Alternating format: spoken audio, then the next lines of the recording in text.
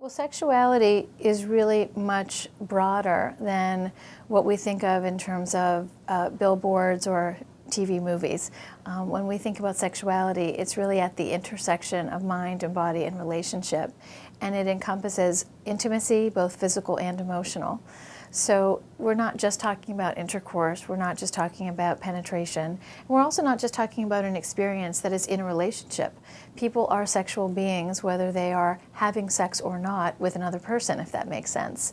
So when, for example, a man or a woman who might be divorced or widowed or single goes through major altering experiences through cancer treatment and doesn't feel the way that they used to be and feel distressed by that, often, for example, they might not get asked about it because somebody assumes that they're not, quote, sexually active.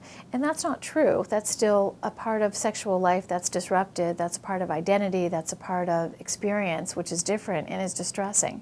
So sexuality is certainly a much broader experience than physical intercourse.